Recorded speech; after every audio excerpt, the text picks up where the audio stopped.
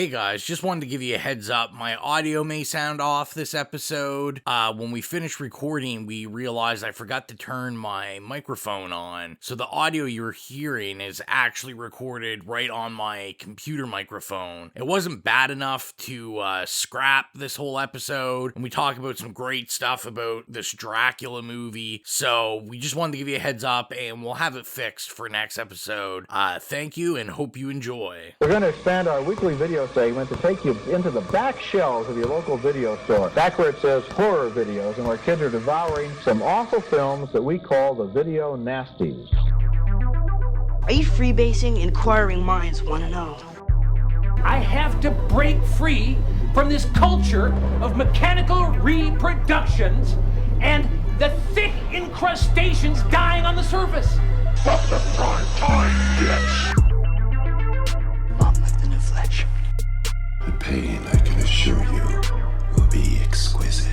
As for our deaths, come with me and be immortal. We have such sights to show you. Gotta return some videotapes.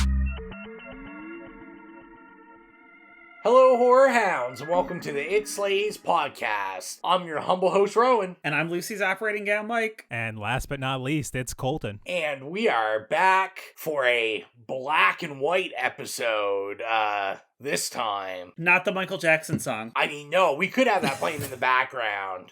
You guys are listening to audio, you don't see video, but I swear my fingers aren't crossed, and I promise all of our video cameras are shooting in black and white right now. Oh, of course, yeah. Only stark contrast here. That's right. We're the snobbiest of movie snobs this evening. We're shooting something. But we know where we're going to start. We're going to talk about what we've been watching, what we've been reading, what we've been listening to. People are finally going to find out what Mike's been reading because he's just been shoving it into his camera for the last half hour and me and Colton's and messaging other people to read it. But anyway. So I'm excited to find out what it is. I don't know what it is. And we're going to make him wait. Colton, we're going to start with you. Oh, man, I was hoping Mike was going to go first this week. What have I been watching? We went to see The Northman. Rowan and I went to see The Northman. And oh, yeah. We did. Yeah, we did a review of that on Now Slaying. I'd probably say it's...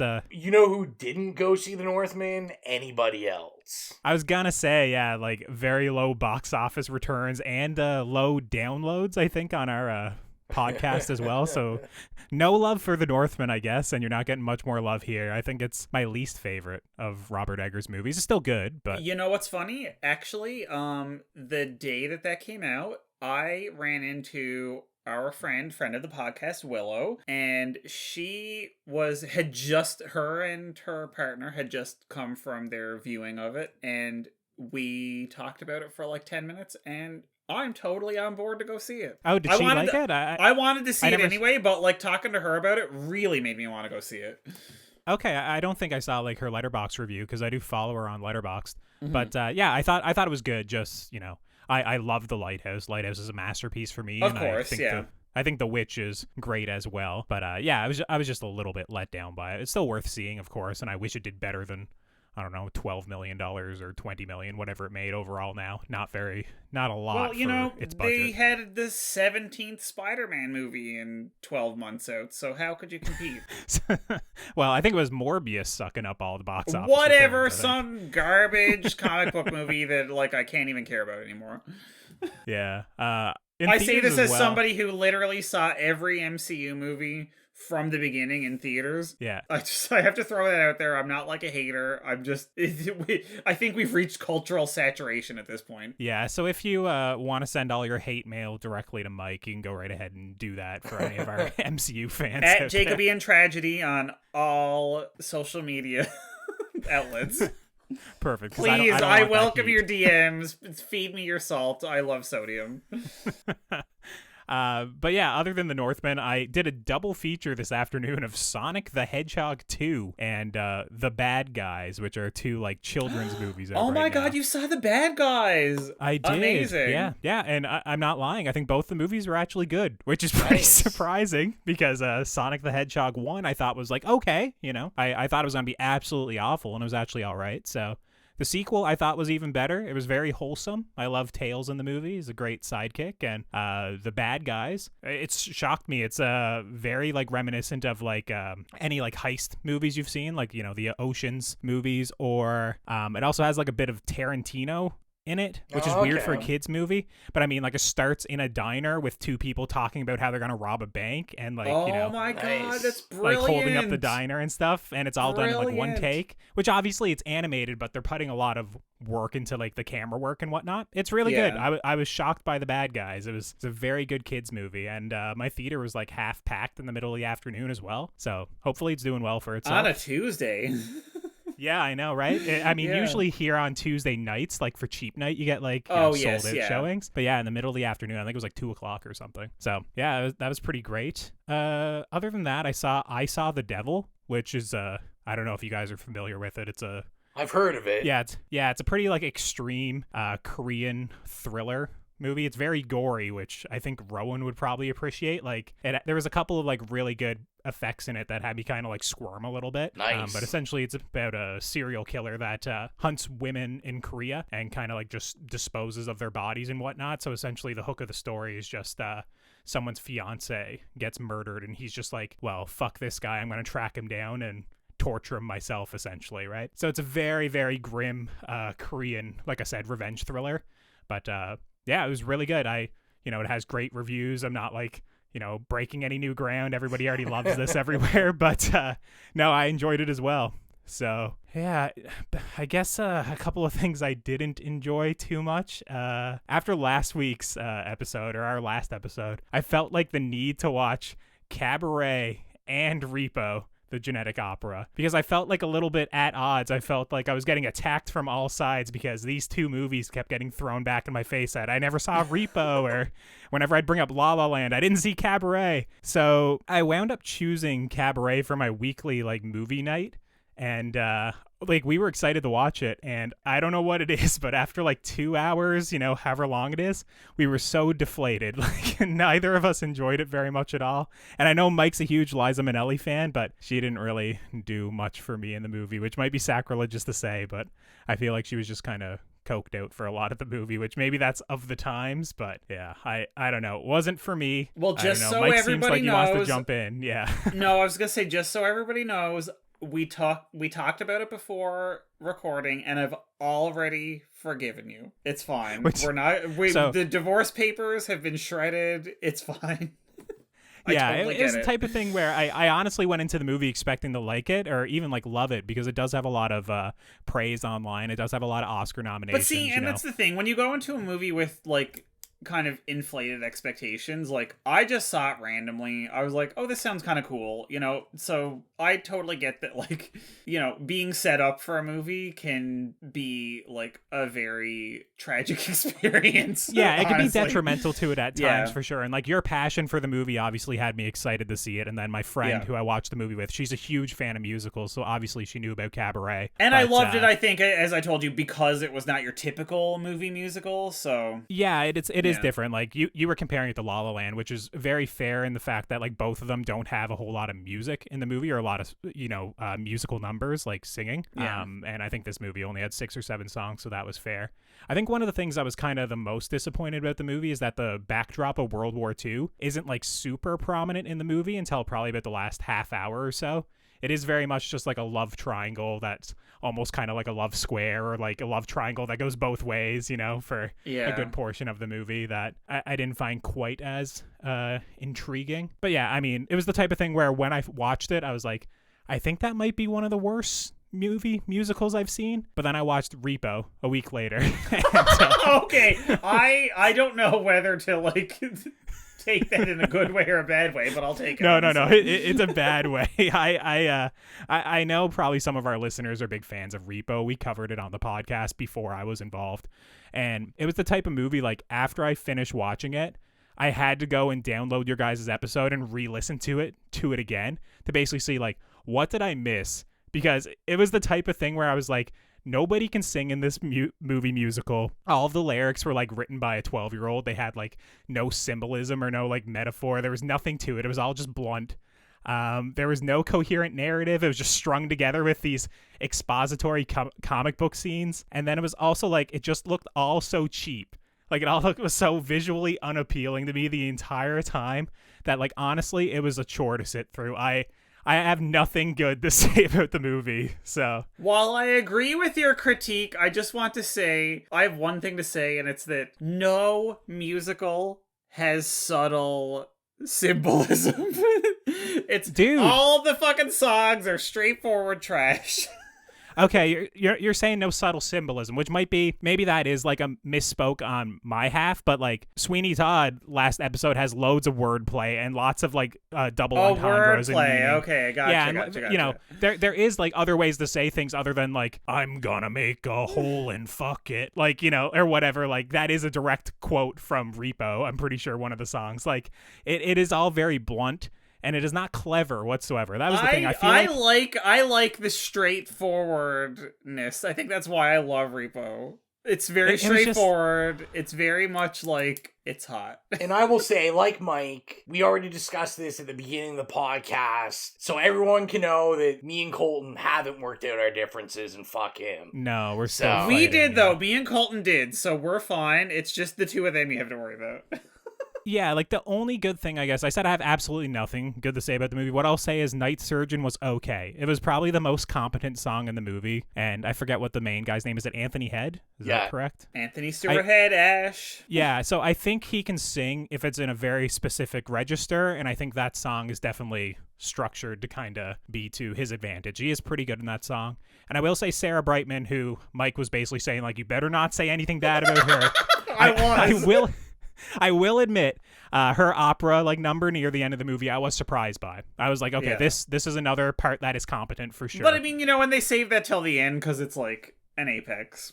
And so that was basically all I had good to say about the movie. But it was just so funny because you guys were almost like saying it, how it was like a masterpiece, I felt like last week, or like how great it was. And when I listened back to the episode, Mike, you gave it an okay and said you weren't really actually that big of a fan of it. And Rowan, you were teetering on a yay or an okay, and you literally went like, I guess I'll give it a yay. So, like, this isn't like some great movie musical. I listened back. Okay, but to be fair, yes, you're right.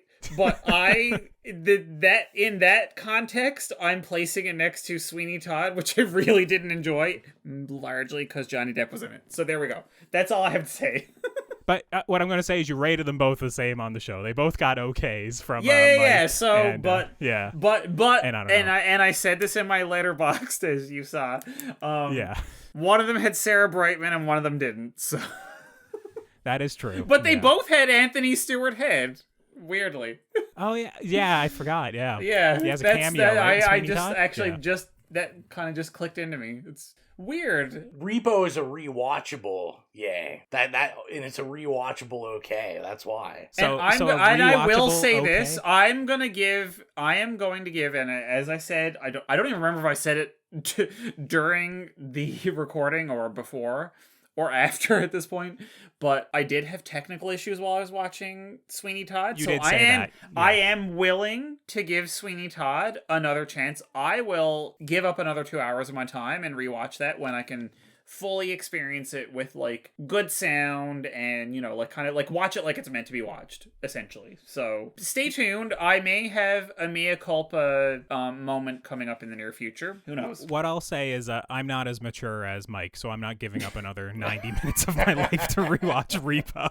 I watched that expecting it to be good, and I sat down in the afternoon, and now, like I said, it's definitely the worst movie musical I've ever seen. It's I can't even comprehend how it got made, but I'm glad you guys like it. I'm sure some of our listeners like it as well. It's it has a cult following, but it's just not for me. I like it like trash. You know what I mean? Like, I can admit something's not a good movie and still enjoy it on a trash level. So I can too. That's why I love Troll 2. It's just some things are like abject trash. Well, yes. And then some things are fun Thank trash. you for reminding me of like our context here. You liked Troll 2. I forgot.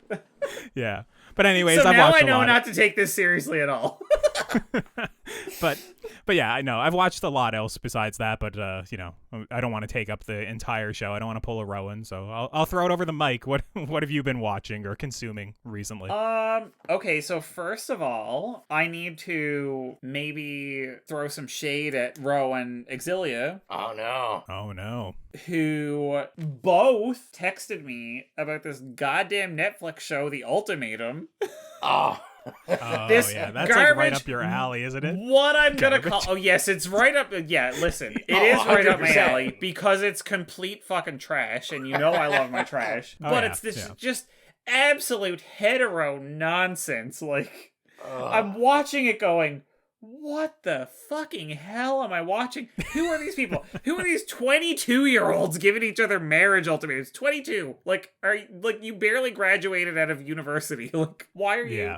They're like, I'm not financially stable. Girl, you're probably working at Wendy's. Like, and I'm not saying that with any critique. Like, it's like literally, you're 22 years old. Like, yeah, it's just the fact of the matter. Yeah. And of course it's hosted by Nick and Vanessa Lachey, which is a whole other stratosphere of stupid. Yeah. I'm gonna just be blunt about that right now. But I can't stop watching it because it's complete trash. And You're welcome.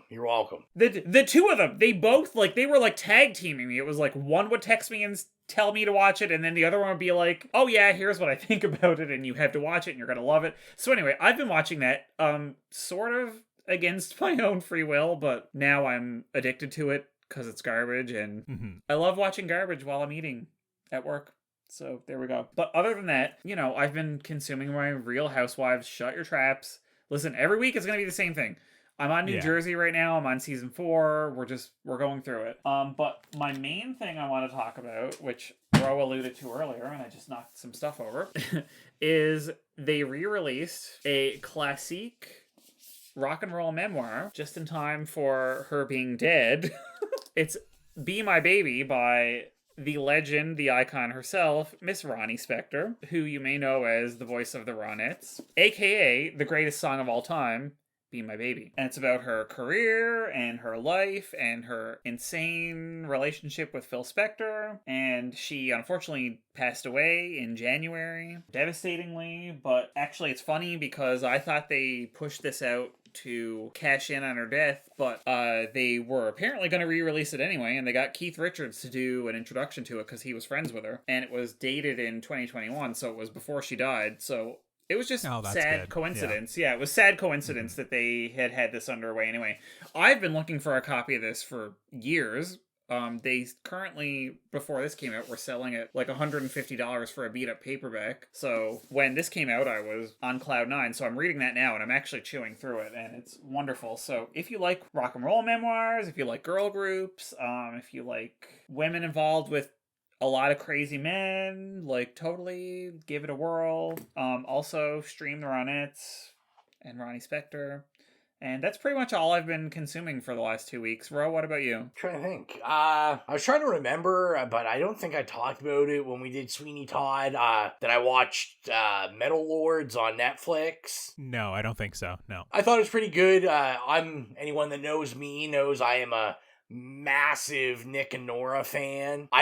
There's been times I've watched that movie like 2 or 3 times in a row. Like, I'll be doing something, I just have it on repeat. Jeez, all right. I love that movie. That's my hipster movie choice. I've only ever seen it once, so I can't even really recall it that well. I rented it from the, video store back in the day, and that was it, one time. I mean, I really enjoyed it, so of course I was really interested. Like, this is a new movie by the same guy. And it was pretty good. It was cute. I'm not a metal guy, really, so there was a lot of, like, cameos I didn't understand that I had to look up, because they had people from like famous metal bands, and I was like, I don't know. I'm trying to think what else. Just I watched a lot of stuff, but a lot of just rewatches. I rewatched like The Perks of Being a Wallflower. Weird time to rewatch that one when I saw it on Letterboxd, by the way. Interesting. So basically, what was going on is, let's make this section even longer. So Exilia's been after me to pare down my Blu-rays. Oh my god, yes, this explains everything. Yes, which we all know I'm like terrible at, and I was like, you know what, I'll give it an honest try. And so what happened was I made a But yeah, your definition of honest try, we're not even gonna go there. Didn't you only cut like 20? No, out of that pitch? So the ones I fully cut, I'm looking at the pile now. I think there's 8, and most of them are part of series that I'll said 20, Colton. 20. I know. I thought I was lowballing. This bitch is like, 8. I'm defending myself. 8. Oh my god. So it's stuff like, I owned like the Hunger Games and then the second one. And I was like, yeah, I'll just get rid of it because I'll just find a cheap box set of all of them at some point. And it was stuff like that, like, like I only own the first Jurassic Park. And I was like, oh, I'll just buy, like, the box set once the new movie comes out. Yeah, they'll definitely have one. So I made another pile of stuff that we wanted to rewatch, that Exilia wanted to rewatch, or I wanted to rewatch, maybe stuff I bought, I watched once and never saw it again. So Perks of Being Wallflower was one of those things. And yeah, I mean, I thought it was okay. I think it has a weak ending, but I have no sentimental attachment. I never read the book. Like, I've only ever seen the movie. I have sentimental attachment to the book. I can't even talk about it. I gave it a 3 on Letterboxd. Out of 10? No, out of 5. Out of 5, yeah. I was gonna say, I actually think the movie's great, but I haven't read the book either, so... Yeah. I it's actually Ezra as Miller faithful sucks, an adaptation as you can get, because the guy that wrote the book wrote the screenplay and directed the movie. Yeah. Okay, so you like the movie too then, Mike? Or I did. I really liked the movie. Okay. All right. Now, it was something that I read. I mean, listen, I'm an old, but like I did read it when I was much younger, and it was something that was recommended to me like feverishly by hilariously somebody I met online like years ago back in the early days of social media. And I really loved the book. And then years later when the movie came out, I remember going to it by myself and sitting in the theater. And it had been years since I had read the book, because there was like a big gap between when the book came out and when the movie came out. Mm-hmm. And I had kind of forgotten about the like kind of end of it and the, I don't know if you want to call it the twist or just the... I was going to say the twist, yeah. Yeah, the twist. Right? You know, yeah. I had, for whatever reason, maybe because it was triggering, was repressed. And then I remember sitting in the theater and I like absolutely like just sobbing and losing my shit. And now I feel like years later, it's probably... I haven't rewatched it in years and years and years, but I feel like if I did, I might find it problematic, but I'm also kind of afraid to rewatch it because I don't want to discover things in it that might not be great. You know what I mean? Do you ever have that? Because we were talking about this before the podcast began about finding things, like rewatching things and finding them to be very, very problematic. And this is one of those cases where I don't want to rewatch it because I feel like I might actually find things in it that do like trigger me. Yeah, to be fair, it's been a long time since I saw it as well. I think it was like 2015 or 2016 maybe when I last rewatched it, so it's been a while. But yeah, no, I really liked it at the time. But sorry, keep going, Rowan. We jumped in. We derailed that as usual. Yeah, no, that was bad. I'll just say them quickly. So I watched that. I rewatched Get Shorty and Be Cool because I hadn't seen those in years. Get Shorty, like, ages like fine wine. Like, it's hilarious from start to finish. I love Get Shorty. Be Cool, not so much. It's terrible. It's really, really bad. Okay, was Be Cool the one with Uma? Yeah. Yeah, and Get Shorty was the one with Rene Russo. Yeah. Gotcha, okay. Yeah, Get Shorty's got, like, Gene Hackman, like, the cast is incredible. Younger John Travolta, like, John Travolta, yeah. Be Cool was a paycheck movie for everybody. Yeah, and so, I also watched, I thought a funny one we watched was DuckTales the movie. Exilia's favorite movie as a child. And like all of these like older Disney movies, like I have no connection to them because I didn't watch Disney as a kid really. So it was horseshit. It was just terrible. It wasn't made for me. There's like a lot of subtle racism in it just because we're like in the 80s. For some reason they just call everyone sand rats. rats, which is like, you're like, oh yeah. Really? Yeah, like it's just, and I know they try to get away with it because they're like, oh, like a lot of the animals are rats that live in the sand, but you can tell that it's just said with some hatred. Oh man, I was gonna defend that movie, but never mind. Go ahead, Rowan. It's been way too long since I've seen that, but yeah. Go, keep going. I was going to say they intersect with you, Colton. I watched for the first time Sonic the Hedgehog, the first one, and I liked it. I thought it was fun. Your Letterboxd review made me crack up because you were like, what a great performance by Jim Carrey. Yeah, I thought it was great. Like, I think like a great movie for Jim Carrey, just to like, you know, I know he's really on the wholesome role in the last bit. So, you know, for a kid's movie, like I went in not expecting to like it. And I was like, you know, like it's a cute movie. Like I was just like, yeah, that was cool. I rewatched Hot Shots the other night. Loved it.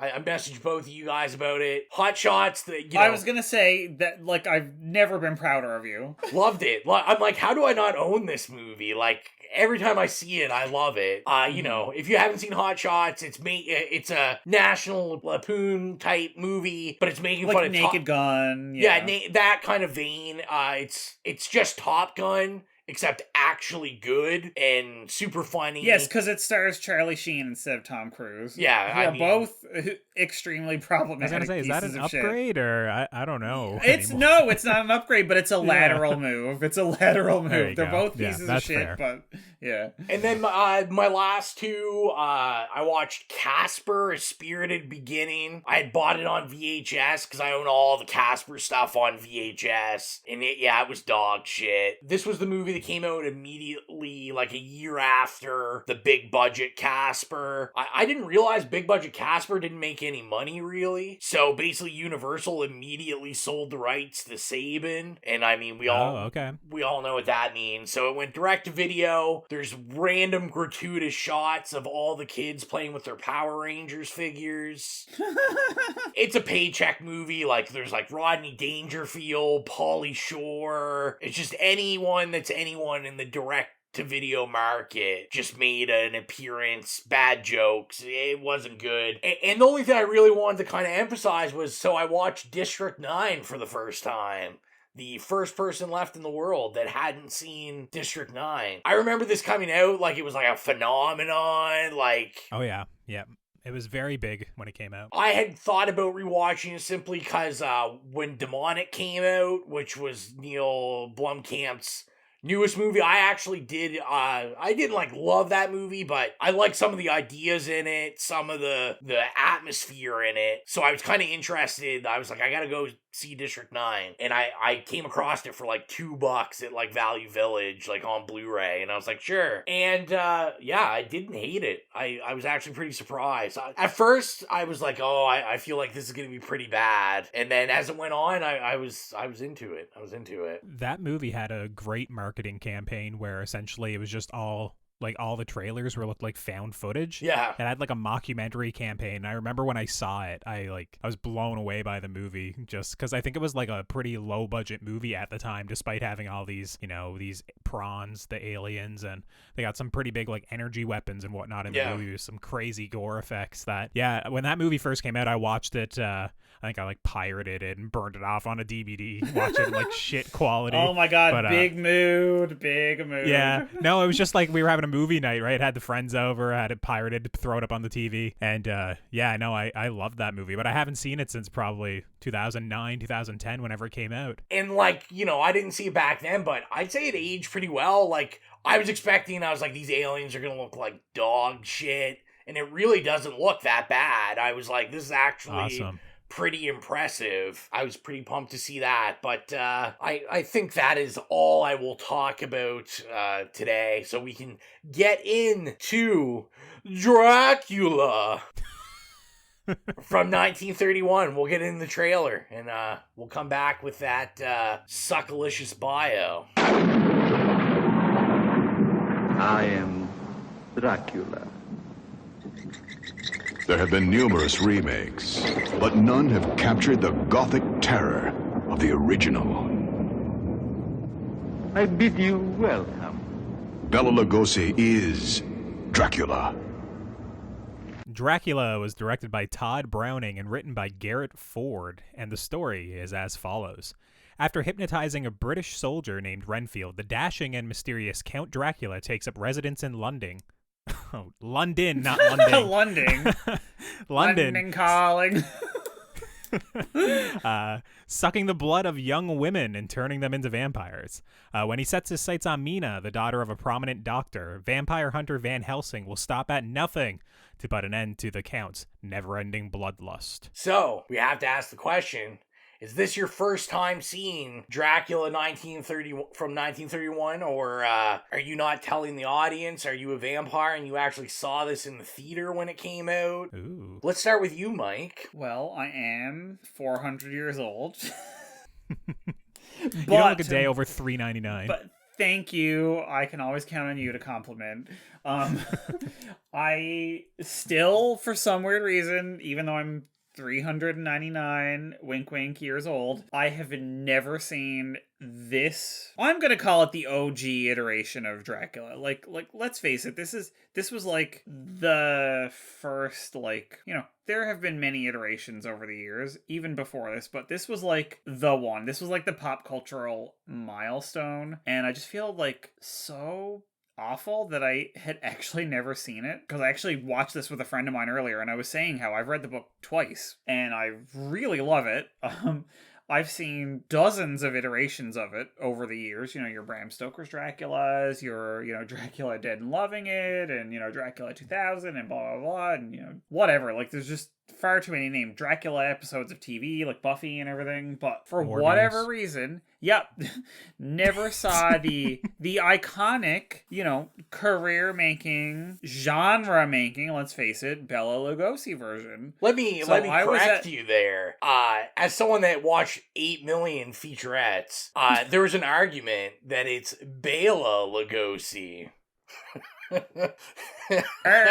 You, Rowan, you really gonna come for my pronunciation on a word? Is this your? Are you doing this because Exilia's not here to jump down and throw with me? I know. That's what you're doing. You're just trying to attack me. I always right say now. Bela Lugosi, and Exilia was in the room when I was watching the documentaries, and she just kept being like, "It's Bela Lugosi." And I was like, what are you talking about? Okay, well, I'm just going based on the iconic song by the band Bauhaus. So you could like me, first of all. Step off. Anyway, so I was very, very glad to finally have a chance to watch this version of it, because I just feel like it was one of those things that you felt like you had seen because it was so iconic and it had saturated pop culture in, like, every aspect. You know what I mean? Like, every time you think about Dracula and, like, horror, it's like a meme almost. You know what I mean? Like, everybody kind of knows it. They know the visuals. Yeah. They know the, like, there's a few lines in it that are really legendary that get repeated all the time and, like, made fun of.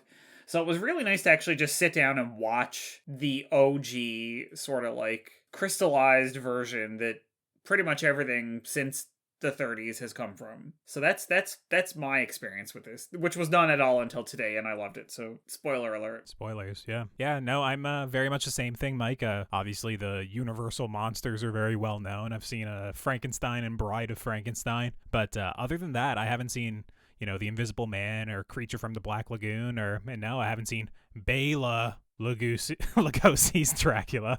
It's gotta be Bela Lugosi to me, come on. Of course. But I didn't see it until the other night. Obviously, as I was watching it, from just knowing all of, Bram Stoker's Dracula, having to read that in high school and seeing how many times this has been parodied and, like, brought into pop culture, it was a little bit of a deflating watch to a certain degree, because I basically knew everything. I was just kind of just watching it unfold the entire time, and I was like, no, the bad impressions of his Count Dracula are kind of, that is kind of what he was acting like, It's not a bad impression. It's actually a good impression of a bad acting, right? Yeah, exactly. So I was like, some of these are spot on. But no, it was my first time watching. I have a really hard time watching movies made back in the day. Like, I'm looking at my letterboxd here. I only have a handful of things that I've ever seen from the 30s. Like, I've seen Fritz Lang's M, and then, like I said, there's Snow White and, you Gone with the Wind. You can't compare M to Dracula, right? Like, no, but, like, I've only seen a couple of things from that old, right? So it's like, Yeah, no, it was interesting to watch something this old. I'm glad Rowan chose it. But yeah, it was my first time seeing it. What about you, Rowan? Yeah, so I mean, like I said, when I announced the pick, I've never seen this. This is, one of my blind spots in my horror watching is the whole Universal, really just old stuff in general. And similar to Colton, I've only ever seen Frankenstein. I do believe I've seen Creature from the Black Lagoon. I do know when I was a kid, I owned it on VHS, but I can't, I tell people I haven't seen it because I can't remember ever watching it. I'm sure I did at some point. But yeah, I'd never seen this, I'm repeating what everyone else is saying. I know the iconography that this has created and the importance to horror in general, that, Dracula, and I agree, Mike, we're just gonna say Bela Lugosi, obviously. Just the icon he is and how even as an actor and just a personality has influenced horror in the genre. I was excited to watch it, and unlike Mike, I'm gonna save how much I loved it or didn't love it till later, but yeah, that was my first experiences. So we know where we're going to start. Our favorite scene, our favorite kill, which is a little harder when you get into the 30s. We'll start with you, Mike. What was your favorite scene, favorite kill? Okay, I have many because while it was a bit of a slow burner, which is not a drag, because of course the book kind of, has its waves, of course. My favorite scene was when you're kind of getting to the end and they're in Carfax Abbey, and they're descending that, spiral kind of staircase. Yeah. Mm-hmm. And everything about that, the shots and just the set and the, tension at that point, even though you know what's happening, again, because even if you haven't read the book, you've seen it parodied trillions of times in pop culture, but and the costumes, everything everybody was wearing, I just thought it was so well done. And I remember literally gasping when I was watching this with my friend. I'm like, the scene is so beautiful. The staircase is beautiful. The acting is really good right now. There's some really good tension. I like the way everything is shot. And I just thought it was a very artful scene. And it's kind of leading up to the climax of the movie, and Renfield dies, spoiler alert, and gets pushed down the stairs, and it's kind of lame but also really cool. And I just thought everything about that scene was and the descent to me, I love, it's so fucking stupid, but I love this literal manifestation of descending when you're about to confront the terror, and it's you have to go down. Yeah. That just always destroys me in movies. That gets me every fucking time. By the way, make a movie where when they're going down to defeat the evil, they have to literally go down. The whole movie, The Descent, by the way, literally 90 minutes of me getting my rocks off to that.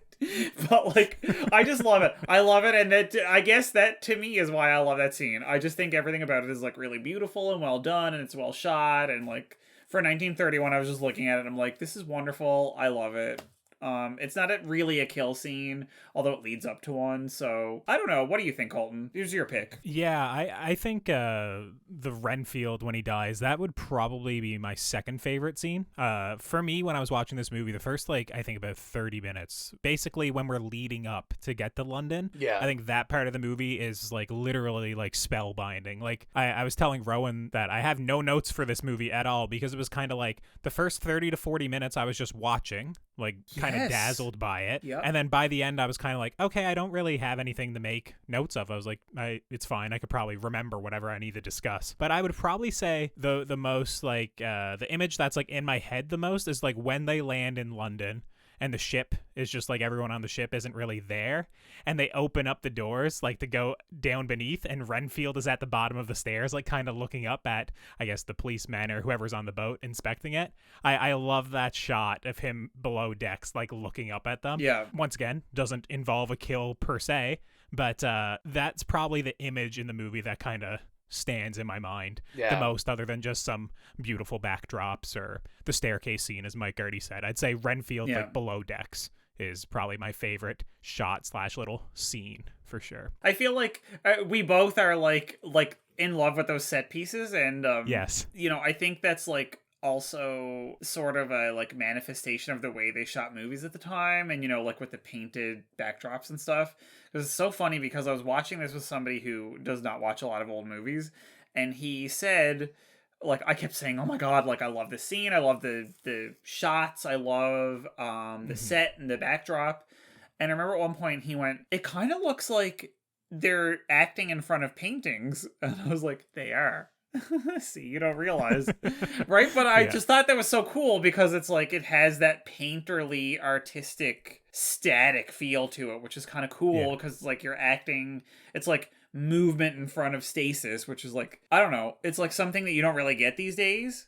You know what I mean? Like, it's this weird, jarring juxtaposition. Yeah. What do you think, Ro? Me and Colton have pretty close together favorite, you know, scenes or favorite... Like you said, it's hard with kills. I mean, we're in the 30s, so, you know, we're not... This isn't a Friday the 13th movie. No one's just getting their throat slashed. But I love the shot where the ship's landed, and then we get the shadow of the captain frozen to the wheel. I just love that shot. You know, horror, and we've talked about it so many times throughout the podcast, like, you know, great horror can make something kind of grotesque and unsettling without having to show it and just imply it. And I thought they did like a really good job there, where like I know my mind was just like, oh, like I wonder what the captain actually like looks like, you know, is his body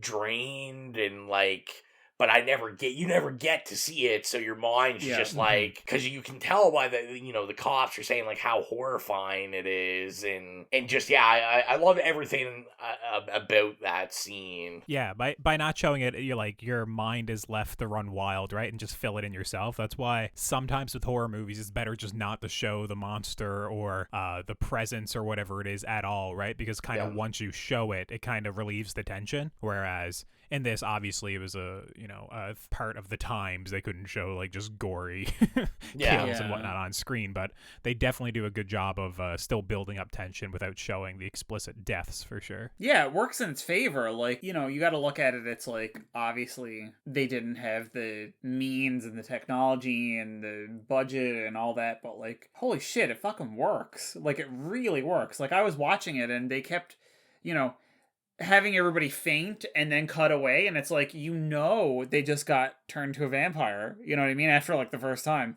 And it's so brilliant. I was like, oh my god, I fucking love this. Every time that happened, I'm like, woo!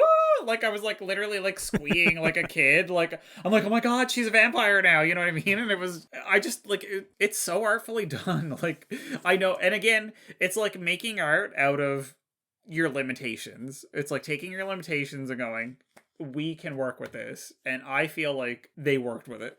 You know what I mean? That's to me, that's talent. Yeah, what's crazy about it too is like when I was watching it, I don't know how much of like the filmmaking language was kind of like commonplace back in the 30s. Like, I don't know if people knew about the rule of thirds or how you divide the frames, like interestingly with like the foreground, midground, background and whatnot. But as I was watching this movie, I was like, so much of this movie actually feels modern in the way that it's shot. Like, obviously you have static shots. It's pretty much all filmed on tripods or, you know, a couple of slight camera movements. But I don't know, just the composition of the scenes were very interesting. Like everything like felt very modern to me. Like, obviously I'm going to reference like Robert Eggers' The Lighthouse, but obviously it's filmed in a very similar, obviously, aspect ratio, and obviously he's throwing back the movies like this, but like, it reminds me of like, you have a lot of interesting room in just a little square on the screen. So the fact that they like pack it all in and that it's also interesting, especially in black and white, it was something like the entire movie, even when it kind of gets bogged down a little bit with the narrative, I enjoyed. And I was going to say, just like, I've kind of vocally expressed, and I know when Auxilia was on the podcast, she expressed,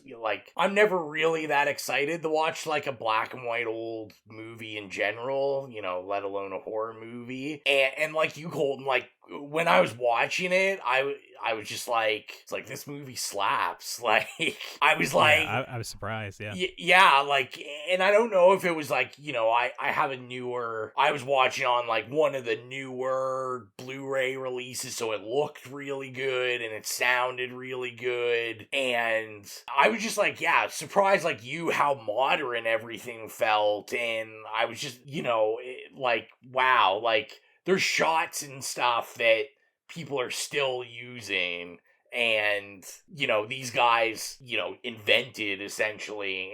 And I think it was really interesting because, especially compared to what I know about, like, Frankenstein and some of the other Universal characters, like, there's basically no music in this. You have that Swan Lake 2 in the beginning, and then there's, like, one other piece. That was... I, like, literally melted, and then that was it. Like, I mean, you know me, like, it's the same as, like, you. The music is, like, such a huge element. And I was like, oh my god, I was, like, sitting there, like, creaming myself during that opening sequence, and then after that, it's, like, a nothing. And it was literally, like, but it works. 80 minutes into the movie, and I was like, oh my god, there has not been any music since, and I have not noticed it at all because I was just completely sucked in by, like, every other formal element of this film. Well, and I was gonna say, like, no music and really not a lot of dialogue. Like, there's a lot of shots and scenes. Facial shots of, like, the eyes. Yeah, that are just silent. And I know, you know, like I said, I think we've already pre-warned, but I'm gonna be, like, the human fact machine for this episode, because I watched so much extra stuff about it, because that's how interested I was. But, like, Todd Browning apparently was, like, a massive silent film director. Like, that was his bread and butter. And I think they were saying this was his first, you know, they call it talkie picture. And apparently he was, like, really worried about that because he didn't know how to use sound. And the reason there is no music is he thought music would be distracting the people and they wouldn't like the film because music would be too overbearing in film. It's interesting because I can see that he doesn't know really where to put the music in the movie, because it is something I noticed for sure, just because of the fact that it wasn't silent. It wasn't like white noise. It was just like room tone the entire time. It was almost like you'd hear like the cameras rolling. Almost, right? Like a hum, a constant hum. Exactly, right? So it wasn't completely silent like modern movies when they make the choice to basically be like, okay, we're gonna have like white noise or room tone here. It was just like actually the room tone as they were filming most of the time. So I noticed it for sure. And I do wonder, with a score in it, I mean, I feel like it would still work if it had a score in it. I don't think it would really detract from what I saw, in my opinion, at least. But, yeah, well, and I brought up to Colton like earlier today that I didn't get a chance. I'll talk about it more later on in the podcast. So I actually watched this film twice in a row. I watched the original, and then I watched the Spanish version. But I said I had noticed on the Blu-ray that there's actually a 90s version that Philip Glass came in and did. I literally just found out about that. Yeah. So I went back, I went on Spotify, like the soundtrack is there to listen to, and I can't remember the name, but he did it with like an orchestra, and you know, he said he wanted to make it music of the time that would have been in a film, but it sounded pretty incredible. But I will say that I think it would be fine, but I think I prefer this more because I think the silence works. Like, it created that creepy atmosphere where just, like the looks and the silence, and it's that unsettling silence where, you know, we're getting like these Bela Lugosi looks, and you're like, well, what's gonna happen? And like it just incredible. Okay, I was gonna say, as I was watching it, I was wondering if like Dracula was well known at the time. Like, did basically everybody who saw this movie knew it was a vampire movie already, or was there actually like surprise to it as I was watching it? Because obviously it's incredibly hard to kind of distance myself from that as I was watching it, because it's like, oh, it's so obvious that Count Dracula is Dracula, right? He's a vampire. But I did like the section with like the village folk in the beginning of the movie as well, like where they were kind of warning him not to go up there, and, you know, oh, don't go at night and all that stuff. It was really well done that I was like, I wonder at the time were people like privy to that information, or were they surprised by the vampire slant to this? Because that'd make the movie so much better if you didn't know what was going on, right? But well, it's funny because I was thinking the same thing, and it's like they were saying, instead of sort of alluding to the fact that like the driver doesn't want to go up to that castle, and kind of like being cagey about it and not wanting to say why, they literally right at the very beginning of this came out and were like, that's Dracula's castle, he's a vampire, he sucks blood, his brides are up there, and they literally just like spilled everything at the beginning, and I'm like, yeah.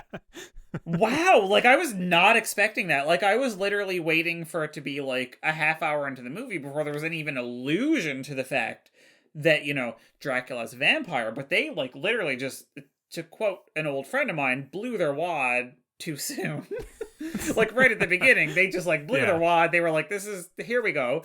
And I thought that was a really interesting choice. So it's funny that you bring that up, because I was watching it and thinking they literally just came out and said like, he's afraid to go up there because he's a vampire. You know what I mean? Like, yeah. And I was going to say, like, I feel like probably, this is definitely North America's first exposure to vampires, really. Because, like, I know, Nosferatu was before this. Yes. And then there was another one, Dracula, Hakalaka. It's like in a different language that it's actually credited as the first, Dracula movie. I can't remember if it's Hungarian or it's like, it's from another country, but I believe the vampire in that, the figure, is very similar to Nosferatu, where it's it's a more grotesque, like, older monster. But yeah, like the Nosferatu is based more on the like Eastern European folklore than the Dracula from the novel. Yeah. Which is also based on your Eastern European folklore, yeah. Which is funny because you've got all these like different kind of like cultural aspects intersecting at once. You've got like the text that it's based on, but you've also got all of the like cultural baggage and shit from these like different European cultures, like all coming at you at once. Well, and shout out to the Germans. They were on their piracy game far before us on LimeWire and Pirates Bay. LimeWire! You did not just say that. I was having a conversation about LimeWire with someone like 4 days ago. I was like, man, I killed 2 computers when I was growing up with LimeWire. Man, I used to use Kazaa. Kazaa! Yes, thank you. We were trying to remember the names of them. I said, guys, what was the ones other than LimeWire? I remember Kazaa, and they were all talking about BearShare, and I'm like, what the fuck is BearShare? I was LimeWire and Kazaa, and what was it? There was another one, that had like a big A as a logo, but I can't remember what it is. Yeah.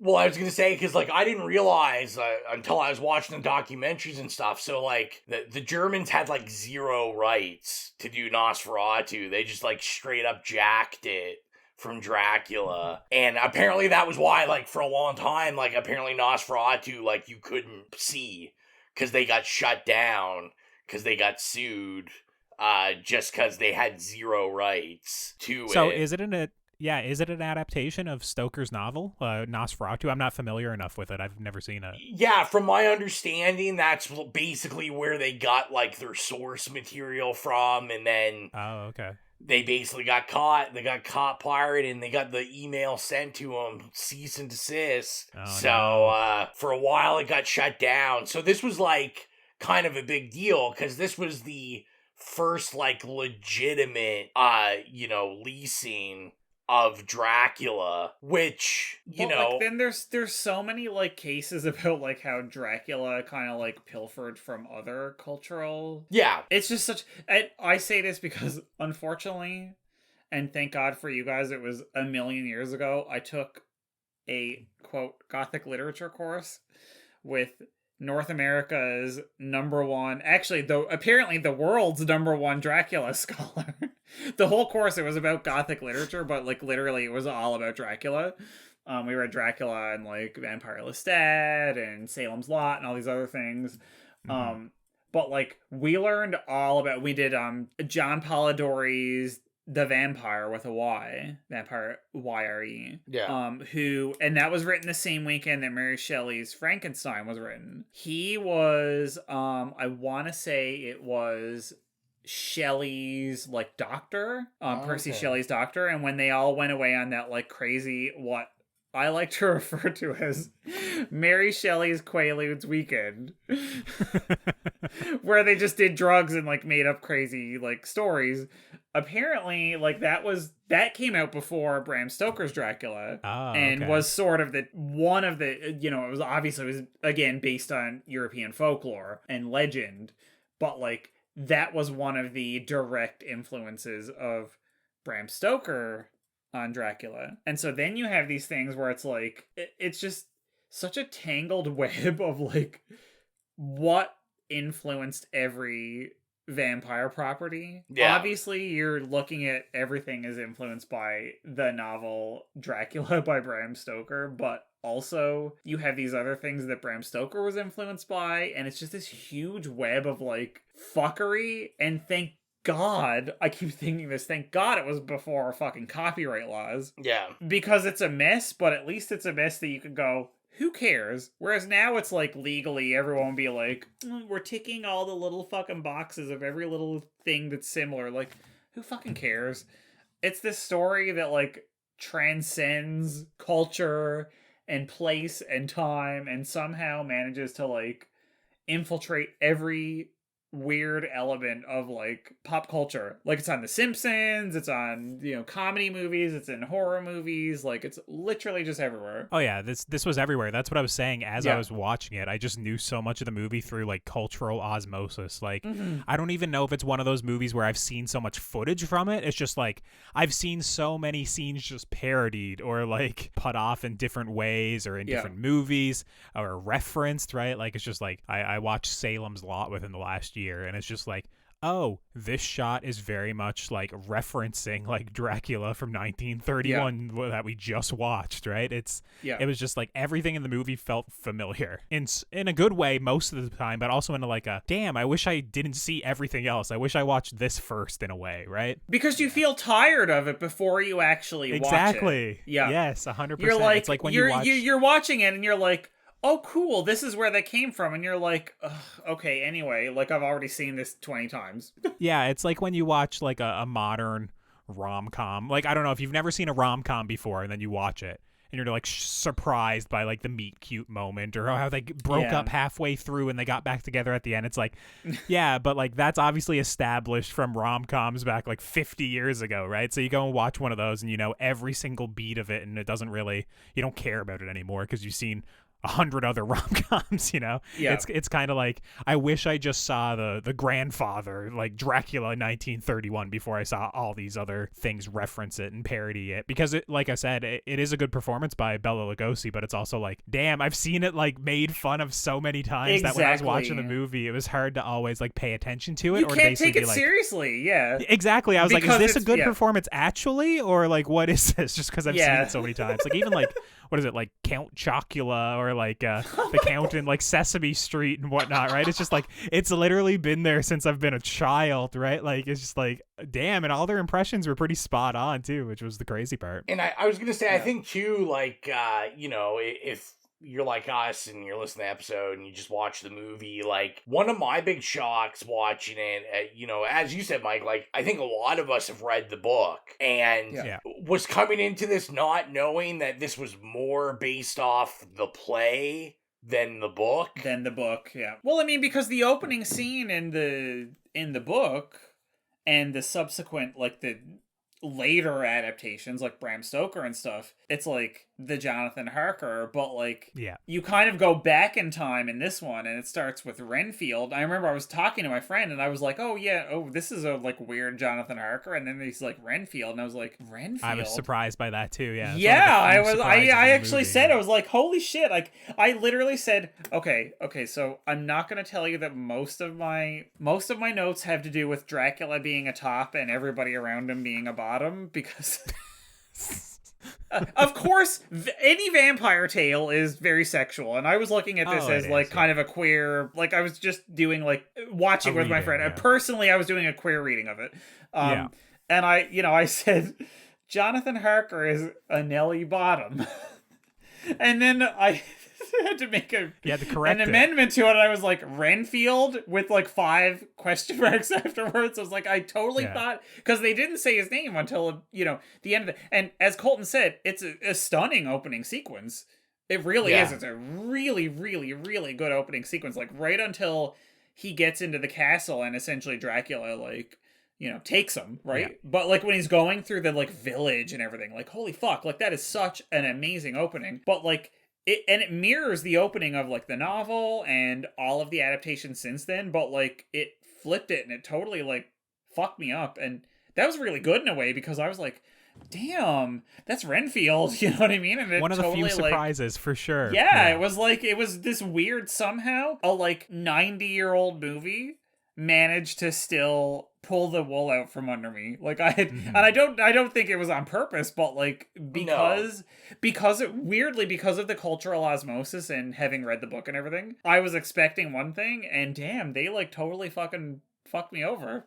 Well, and from what I read, so that was all like budgetary. So the original plan, when Universal got the rights, was that it was supposed to be a direct adaptation of the book, and then basically the studio got scared because they just, horror wasn't a thing. And they were just like, we're not, we can't give that kind of money to something, this genre we know nothing about, if anyone's gonna go see it. Mm-hmm. So then they were like, okay, then we'll do the play and simplify it down and all that kind of stuff. I do want to get, we've already shouted him out like 3 times, but Renfield, the guy that plays Renfield, was like so good, fantastic. Damn, he's probably the best actor in that movie. I was just about to say, everyone talks about Bela Lugosi, but no one talks about Dwight Fry, who I think is the best actor in the movie too. Like just the way he changes from kind of being like a gentlemanly figure to like just this like creature by the end of the movie. He is so good. He gives me like like Psycho vibes. Like what is the name of the character in Psycho? Come on, like Norman Bates. Norman Bates? Yeah, Norman Bates. He gives me Norman Bates vibes, and his face is like so expressive that I think I'm about to blow your mind. So go for it. Meld Norman Bates. Okay. Hang on now. Wait, here we go. We're talking about origin stories with the Joker. Yes, yeah, I can see Renfield is the Joker of Dracula. This is the Joker's origin story. Yeah. We were watching it, and my friend said, like, he kind of reminds me of the Joker. And I'm like, oh my god, I'm looking at it. He contorts it. He was really good. Like, his facial expressions were, like, really over the top. And, like, and I mean, this was, like, a really handsome person. Like, that actor was, like, a very, very, like, good looking, very traditionally handsome, like clean cut, which is weird for Renfield. You expect him to be like, in the asylum and like just talking to rats and like, just like an absolute mess. But like this was a really like clean cut, like even when he was like escaping the asylum and stuff, it's like, damn, like this is a really good looking person. And it's like, fuck, but he's like the Joker. He is so the Joker of Bram Stoker's Dracula. Oh no, I completely agree, and I think in the black and white like photography, the cinematography in the movie, like it really helps his facial expressions. Like you see, like kind of like the shadows and the creases of his face. It gives like a monstrous look to it. It's like I was surprised by his performance. Like I said, everybody talks about Bela Lugosi. Everyone mimics him and parodies it. But like I was honestly like, damn, Renfield's my favorite part of this movie. Oh, Renfield, absolutely. Yeah. Well, I mean, he probably had more screen time than Dracula, right? So when you think about I'd say it's pretty equal at least. Yeah. I just think it's criminal that he doesn't get as much. Like you're right, it's totally criminal that he does not get as much like credit. I've never heard anybody mention that guy's name before. No, when I was watching it, and I'm watching it, and it's like, holy fuck, how is everybody not talking about this character? Like he's amazing. Yeah. I do want to talk. I mean, I feel like we gotta talk. Let's talk Bela Lugosi for a second. Icon. Dracula. Just iconic. So, not the first choice for Dracula. Lon Chaney was supposed to play Dracula. Oh, wow. Okay, that would have been really good. So, Lon Chaney died before they filmed this, which I think was interesting because apparently Todd Browning was very, like, his best friend was Lon Chaney, and and apparently he was a absolute terror filming this. He went into like an alcoholic depression filming this, would just walk off the set and leave, which is why, like, if you go to Wikipedia or anything, like any other place, they have Karl Freund as an uncredited director who was the cinematographer, just because basically most of the film he would just walk off set and then old Carl had to direct the movie. Yeah, and what was that? Was it just him in, like, his depression, like, after his friend like, he was just like so upset about Lon Chaney. Yeah, I can see that guy. Like, I wasn't familiar with him. I just clicked on, like, the Wikipedia page. I can see him playing Dracula as well. He has a very good face for it, from what I see here. Yeah, and from my understanding, too, was if Lon Chaney was going to play Dracula, that the plan was it was gonna be more of a Nosferatu grotesque person, just because Lon Chaney, that's what he was, like, known for, was, you know, makeup and more ghoulish characters.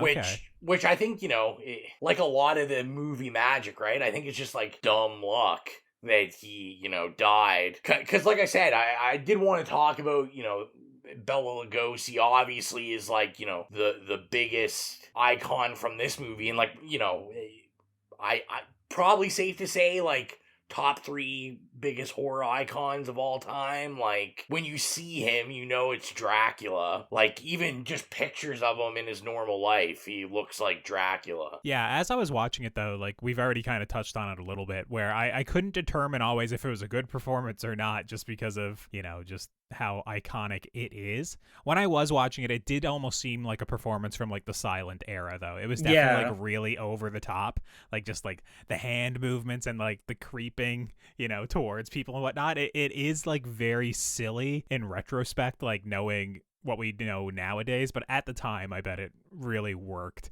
It was something like, just as a modern audience, when I was watching it, I was like, man, this guy is playing it so over the top. But obviously, yeah, I thought the same thing. I was like, this is a silent performance moved into sound, right? And it's like you can tell it's like a holdover, right?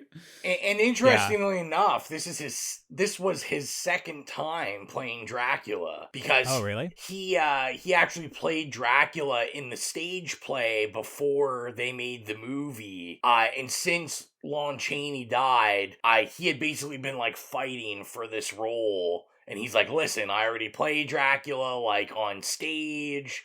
It's like this sold out show, like, it's been running forever, and it was just kind of the default. They were like, I guess. And, you know, kind of tragic that I was reading, like, he got paid, like, less than anyone in this movie. They just paid him terribly. Yeah, I think I read that it was $500 a week or something like that for 7 weeks. Yeah, which, I mean, is probably a lot of money in 1931. Like, we did the calculations, but it's also, like, woefully underpaid on a movie of this size, right? And the star, right? Yeah, well, and, like, the guy that plays what's that character, the, like, Harker or Harkin or whatever, Jonathan Harker. Like, I was reading, like, that actor, like, he got paid like $2,000. Yeah, Jonathan is a nothing burger. He was barely in it. Yeah, it was so funny to go from Bram Stoker's, where he's, like, such a big character, to this, where he's like essentially like him and Dracula are, like, the two main characters. Yeah, exactly. But I was gonna say, like, just watching this for the first time, like, I feel like maybe I felt like a teenage young girl in the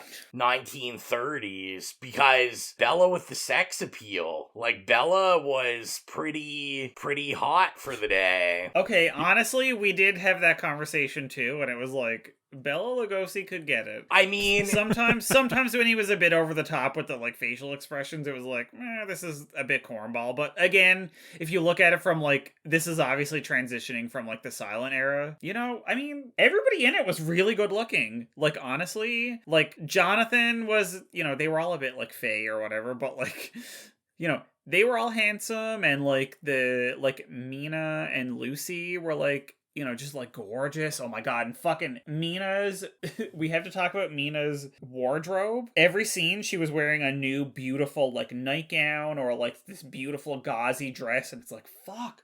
everybody looked so good in this movie. Like, everybody was so hot. I was saying I would fuck everybody in this movie. Even the fucking old people. Mina was, that was kind of a fun, like, casting what if. Mina originally supposed to be Betty Davis. Oh my god, what the fuck? You're blowing my mind right now. Apparently Universal did not like her sex appeal. They did not want that Betty attached Davis? to it. Ugh, girl, you don't want sex appeal. You don't want somebody wanting to fuck the actor in your movie. Yeah, that's excellent box office gold right there. Let's get somebody who they don't want to fuck in our movie. To be fair, I think most people would want to fuck Helen Chandler as well, you know? Listen, but like Betty Davis is like step on my trachea and crush it. You know what I mean? Like, have you seen young Betty Davis? Like, she would literally, I'd be like, now. step Don't on my worry, I'll skull comment. and turn it to dust. Yeah. Or, frankly, and let's not be ageist here, old Betty Davis. I would let old Betty Davis the crush photos me here too. on IMDb, she's a bit old, so, I mean, I'd go with the other one based on these photos. But I was going to say, like, back to my Bela Lugosi talk, I feel kind of robbed for the modern day, because, you know, I was like, you know who really should have played Dracula at some point in his life? Is Raul Julia. I was like, Bela Lugosi, just giving me the Raul Julia vibes. But Raul Julia was a little bit too much of a skinny twink. I get it, trust me, and I'm picturing it now, and it actually, I think he would be wonderful. But I'm also like, I don't know, there's something about Dracula, he needs to be like slightly more imposing. Like, I don't know how they had him play in Street Fighter as Bison. By the way, I'm just thinking about that because I've been going back to like these old ass video game adaptations recently, and I was like, girl, the casting here was so fucking weird. It was so weird. But like, honestly, now I'm thinking about that, and I'm like, he does have that charisma and that like weird gothic pale charm. You know what I mean? It's all about the charm. Yeah. I feel like Gomez Adams was just like the trial. Yeah, it was like, just screaming. It was 100%. Yeah. I feel like we're not wrong in it. Everything I watched that was interesting, even like interviews with, you know, men that had some actors that were on set and had anything to do with Dracula, all talked about, like, all men were intimidated the minute Bela Lugosi was like, came on the sets. How he was just, like, automatically, like, this sex icon when this came out. And just, like, how powerful of a presence he was. And I think interesting, you know, like I said, we talked about how iconic, you know, he is in this role. Only played him, other than, you know, his play stuff, only played Dracula twice. He was only in 2 Dracula movies. And that was it. And the second time he played Dracula, his career was pretty much done. His career was pretty much done after this movie, from what I was reading. Like, no one would cast him in any major roles. I mean, you know, I think we see this more often now with television, right? Like, yeah, it's just typecasting. People couldn't see him not as Dracula. Mm-hmm. It's that blessing and curse of, like, you know, just doing that, like, where you own a role.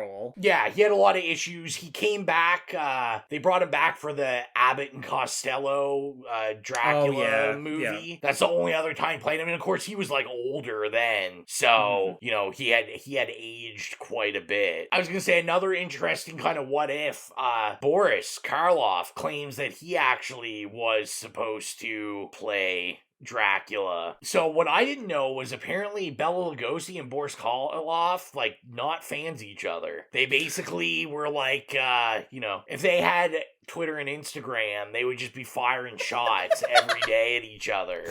So it'd be like, which one is Nicki Minaj? Yeah. Which one is Azalea Banks? That's what I want to know. So, who's Azalea Banks and who's Grimes in this situation? Who smells like a roll of nickels?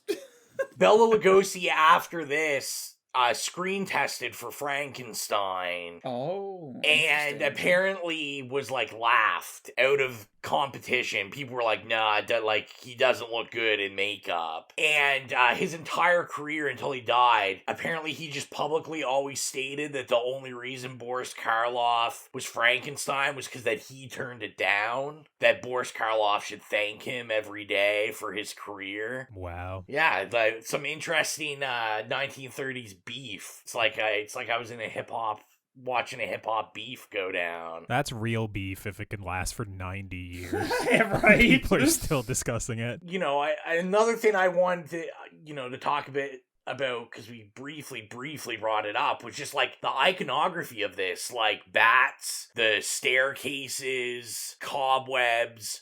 Like, this is like, a lot of this stuff, this is the first time we're introduced to this horror aesthetic, in modern film. And I think it's amazing. Like, I think watching it, I didn't really realize, like you said, because we're just so inundated with all this imagery now that, like, this is really the first time, like, America's seeing, like, goth. They're seeing this, like, goth aesthetic. Yeah. And, the shock, I can only imagine if in 1930, like, this movie opens and, My Chemical Romance is playing. This... God. Well, I mean, and it's kind of like, I don't want to say this, like, it sounds like a drag, but it isn't. But it's kind of like this sort of watered down version of, like, a German expressionism. Yeah. So it's just funny that, like, Colton brought up Fritz Lang's Am earlier and stuff, but it's like, and like Nosferatu, and that was like all very heightened, like, in terms of the aesthetic and like very abstract. But I feel like this movie married like some of the aesthetics of that with a more like straightforward getting into like the talking pictures Hollywood version. And I just think that it's like such a great meld of like that old silent expressionistic aesthetic with more of a like leaning towards the like talking pictures of the future, if that makes sense. You know what I mean? Yeah, I mean, it's not really like an art house film, right? It definitely is more commercial, right? Like, I can understand if this movie did well or didn't do well. I don't know. I would assume at the time it did well. It's one of those movies where obviously it's inspired by those films that were going on around it, but they gave it like a straightforward narrative that, they attached bigger actors to it, and, they sold it, and it's very impressive that they did so. And I was gonna say too, like, I think watching it was interesting. Like, I'm not sure everything I read or watched kind of would compete with the information that was being given, but I mean, just kind of, Bela Lugosi's like Hungarian accent in this role, which then shapes anything we think about with Dracula now. Yeah. Where like it's not that he put on an accent for Dracula, it's just that was his accent, which then affected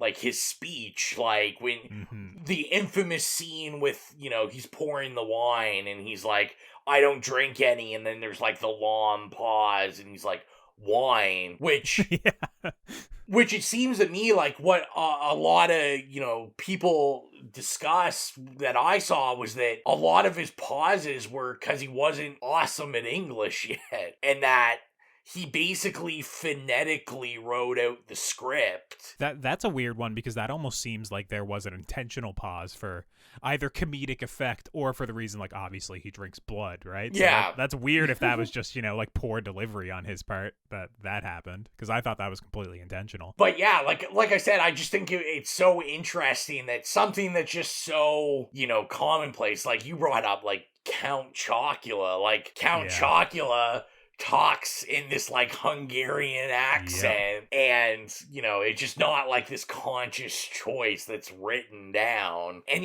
just more so how iconic it is. I can only imagine one of the funnier interviews I watched, Universal like interviewed his son, which unfortunately also named Bela Lugosi. Never gonna live up to that name. Yeah, that's a bad choice. And Exilia kept being like, oh yeah, but it's Bela Lugosi Jr. And I'm like, no, there's no Jr. in his name. It's just they have different middle names. So he goes by Bela G. Lugosi. Oh, okay. Does he also work in showbiz, or? I didn't look him up. I'm not sure. He kind kind of just looked like a normal guy to me. Gotcha. I thought it was kind of interesting that, and, you know, I laughed at the anecdote. He was talking about, like, seeing this movie in the theater as a kid. Because, I mean, obviously, like, this still plays in theaters. Like, theaters still bring this back.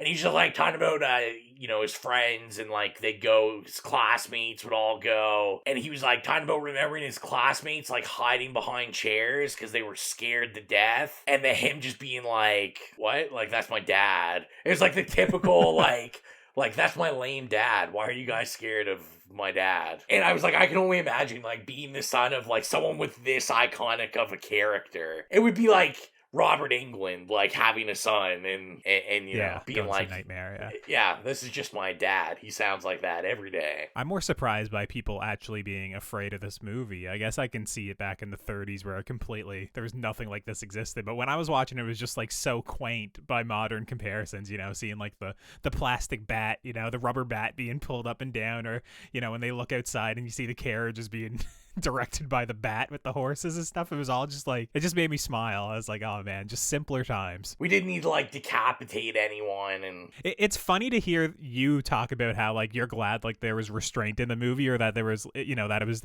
artistically done, because you're usually like, yeah man, I would have liked to see Dracula rip off his head, you know, like, I wanted to see their entrails spilled out everywhere, man.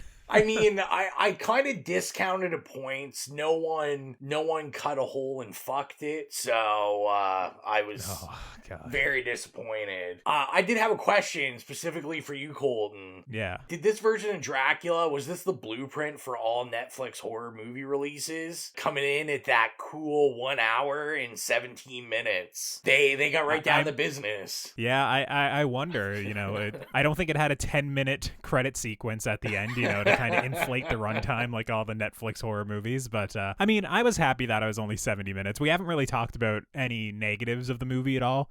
And like I said, for most of it, it's very artistic. And like I said, the first 30 to 40 minutes, it was very hypnotic. I felt like I was in a trance watching it, like his victims. But there is kind of a lull in the movie where they start expanding the cast, like, you know, where you start learning about Dr. Seward and Van Helsing, and you bring in Jonathan, who's just like a nothing burger in this movie, as I already said. He's boring. Yeah. So there is, like, probably about 15 minutes of this movie where I was feeling a little bit sleepy when I was watching it, despite watching it at like 7 o'clock at night or something. But I am happy that it was only 70 minutes, because it picks up again near the end, right? So there's a little slump in the middle that, you know, I found a little bit dull. Yeah, I don't think Netflix are basing any of their decisions off of this movie. If half of Netflix's movies were as good as this, they'd be in good shape. So I will say a negative for me, I wasn't huge on, like, the actual ending, like, kind of the last 2 or 3 minutes. Like, I thought that it was very abrupt. It was very just weak sauce. They definitely rushed the story, and they're like, yeah, that's the end. That's all we really need. Yeah, that's like of the times though. Yeah. Excuse me. Yeah, where like everything ends abruptly, anyways. I still, you know, gave it a pass because, you know, 1931, which I guess this is where, like, I'll interject kind of. So as I stated at the beginning, so I did watch the Spanish one. Which was included on this disc, which I encourage everyone to go watch. So it does clock in longer. It's an hour and 40 minutes. Oh my god. Oof. Different actors. Nothing has to be that long. All Spanish actors, you know, different guy playing Dracula in a totally different way. Do they change the story significantly, though? There's more explanation to things. Like, a lot of stuff that they don't explain, they, you know, expand out. I'll be honest, the Spanish one is almost better in a lot of ways. So stuff like the mirror scene is really expanded out, where it's almost like this, you know, 3 to 4 minute scene, and there's like all this tension built up. The camera is way better. Like, they were way ahead of the Americans on how they used camera. Like, it's different angles. We have like angles looking up, looking down at like people's faces. It's not just like camera on a tripod. Like, they're actually moving and creating movement with the camera. Like I said, I think the Dracula, it's not going to be everyone's taste. It's a little campier. He always has a smile, like this creepy, like pedophile smile. Oh, great. Like, he laughs and stuff, and it's like I said, it feels a little more camp, but stuff like Renfield's death, way more impactful. Like, we actually see the death, and then Renfield, instead of falling down the stairs, is thrown off of the stairs, like off the edge, and it's just like a little more drama, like a little more dramatic. But the reason I wanted to bring up the Spanish one was because this is actually where Dracula rising out of the coffin comes from, not Bela Lugosi. So they actually, in the Spanish one, do that. Yeah, that's an interesting point. That's very iconic, and yeah, you're right. It wasn't in this movie, so... Yeah, where in the American one, it just cuts away, and then he's standing in front there. But they had an advantage. It was kind of interesting, like, learning about it, where... So, because dubbing was just becoming a thing, and most studios didn't know how to handle dubbing, what they would do is shoot different languages at the exact same time. So, how it worked was the Spanish crew got to use all the sets at night, and then Dracula shot during the day. And so what would happen is the Spanish crew would come in early and look at the dailies from the American ones and then go, well, how can we make this better? So they actually had the advantage of seeing what was being made and then being like, all right, like, let's move the camera and, like, build tension with the camera. Like I said, interesting comparison for anyone that wants to, like, take a look.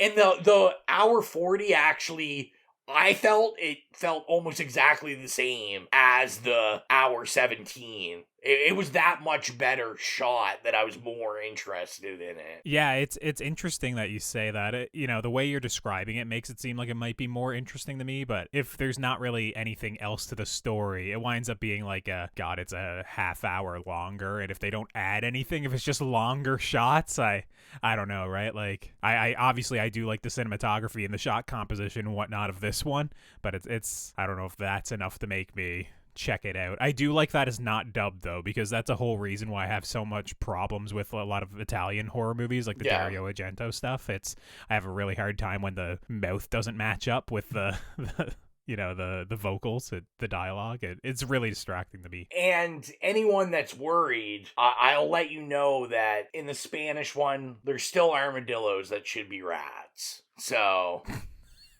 That was my only real pet peeve with this movie. That's your only note for the movie? My biggest note for Bela Lugosi's Dracula was all they talk about were rats, and then all they show us are armadillos. It could have just been rats with, like, helmets on or something. I don't know. I looked it up. It was armadillos. Oh, well. Yeah, it was apparently they used armadillos because it was like a rumor or something that armadillos were, like, notorious for, like, digging in graveyards and stuff. But actually it just is a false rumor. But, like, they didn't know that in 1931. So they thought armadillos, like, represented, like, death and decay and rot. Gotcha. Which I do want to give a shout out for scenes that when we first get Dracula in the coffin, they have that cool shot with, like, the beetle or whatever with, like, a mini coffin. Do you guys remember that? Mm-hmm. I really I don't remember it, actually, the beetle with a mini coffin. Yeah, it was like they show the armadillo,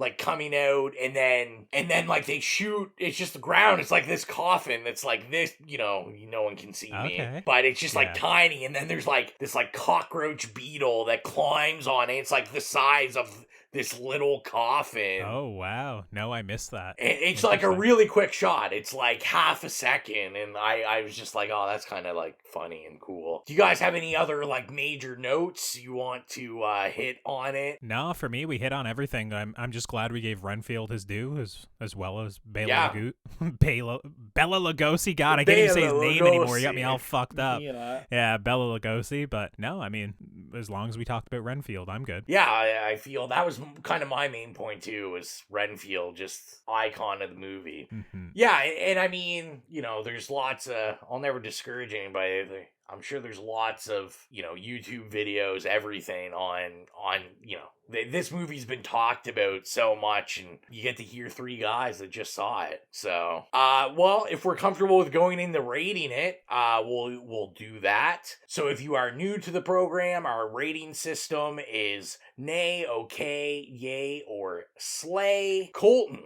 Dracula, 1931. Yes. What are you giving it? Yeah, so I think you two were a little bit hotter on the movie than me. I still think it's very good. Like I said, that first 30 to 40 minutes was completely my vibe.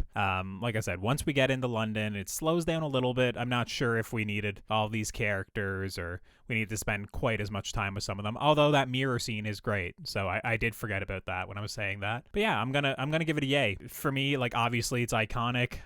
All the backdrops are beautiful. I like the modern cinematography, but it's just kind of the latter half of the movie wasn't as strong as the first half to me. So I'd give it a yay. I'd be willing to rewatch it again, or maybe check out the the Spanish version and some months. Give it a little bit of space. But yeah, no, I mean I completely understand why it's kind of, stayed the test of time. What about you, Mike? I will slay it. Obviously, as we've said, iconic. And it could have run into problems because, again, as I mentioned earlier, I've studied the book.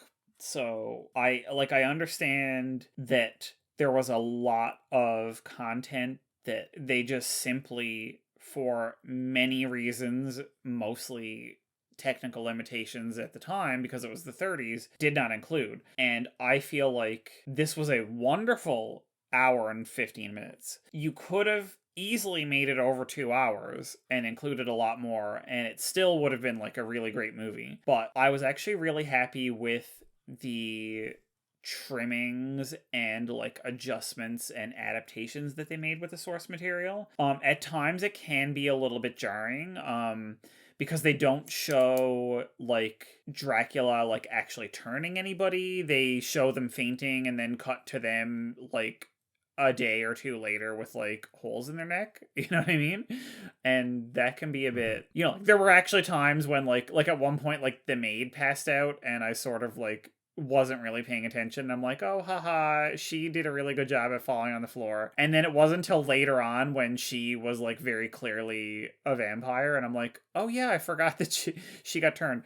But like, honestly though, for cutting that much, because like Dracula's not a short novel, especially for like an epistolary novel. Not at all. Like there's a lot of material there, and I really respect the amount of adaptation and trimming down that they did, because again, there are some jumps that are a bit jarring, but like a lot of film from that era was jarring and jumpy anyway, so I feel like I really enjoyed what they did, and I thought it was brisk, and I was sucked into it the whole time. Like I was saying to my friend that I was watching it with, like, I couldn't take my eyes off the screen because I thought the cinematography was really good, and the acting, like, some of it was a bit hammy, but it's only, like, really in retrospect, and, like, knowing that this is, like, coming off of, like, the silent era. I just thought everything about it was, like, a slay. I really want to watch it again, which is, like, to me a really big contributing factor to like how I feel about a movie. Like, do I want to give it a slay? Do I want to watch it again? Fuck yeah, I want to watch it again. And actually it's funny because I already have plans with several people to watch Bram Stoker's Dracula, because now I want it's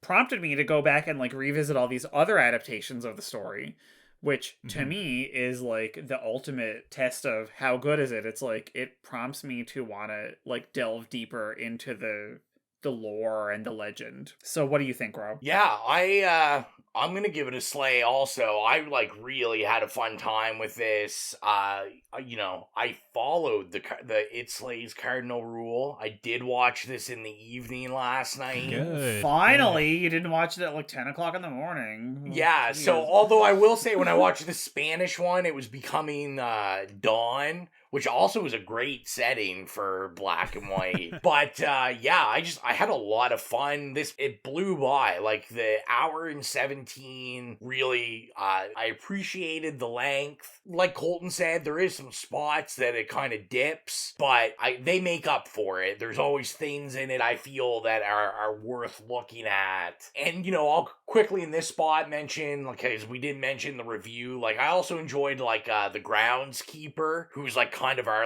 comic relief of the film, which I think, is another trait that we've just has been passed down in the most serious horror movies. We always have that, comic relief something, that valve. And, I thought he did a great job also. It definitely, like I said, Bela Lugosi just blew my mind.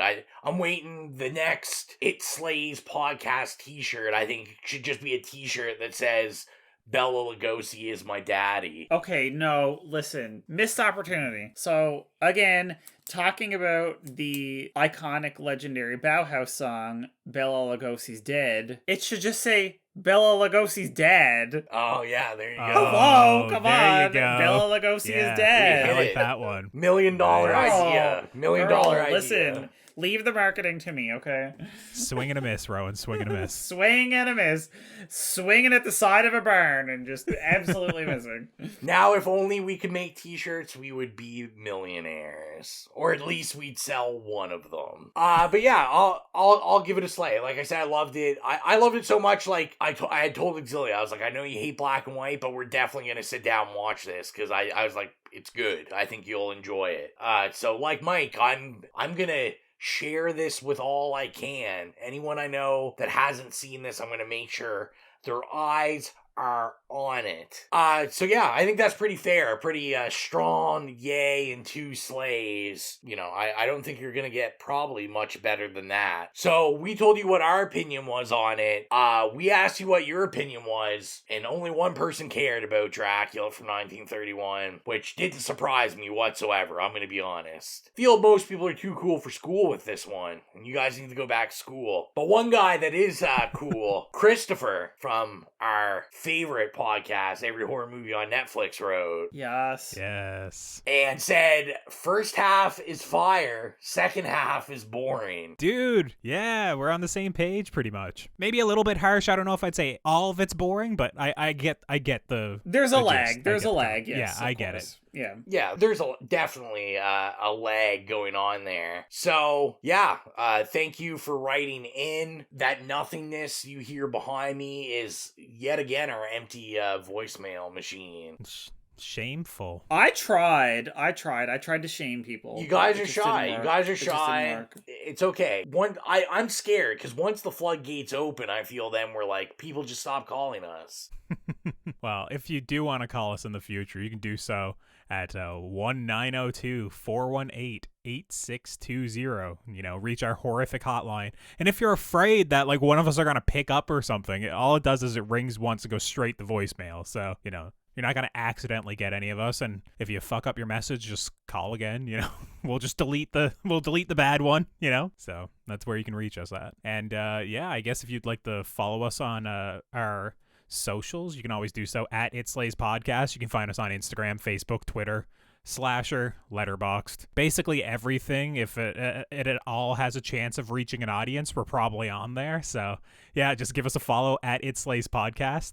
And Rowan, plug the Spotify. Yeah, so if you like music, I'm definitely gonna have to add that Swan Lake too on there, because that was just a banger. And music from everything. I still got to put the music up from Sweeney Todd, and I think a couple others. I got a list, so I better send that list tonight actually. But yeah, go to the It Slays Podcast Horrific playlist on Spotify and, get your groove on. Just cool music from horror movies and get you in the mood. We got a long way till October, people, so, get in the spooky mood in May. Why not? But yeah, so all we have left is to announce our upcoming episode, and the pick is going to Mike. Mike, do you want to make the announcement? I sure do. It is Neon demon. Oh yeah, super excited. And we are gonna have a guest on that one. Our good friend Jill will be on the podcast. Haven't had Exilia back yet, so I figured we need to get some women's perspective. Honestly, Jill's a good Exilia substitute. That's right. So make sure to get your eyes on Neon Demon, and we will be back in 2 weeks. Thank you, as always, for all the support. I am your humble host, Rowan. Bye, it's Mike. And I'm Colton. See you later. We're going to expand our weekly video segment to take you into the back shelves of your local video store, back where it says horror videos, and where kids are devouring some awful films that we call the video nasties. Are you freebasing? Inquiring minds want to know. I have to break free from this culture of mechanical reproductions and the thick incrustations dying on the surface.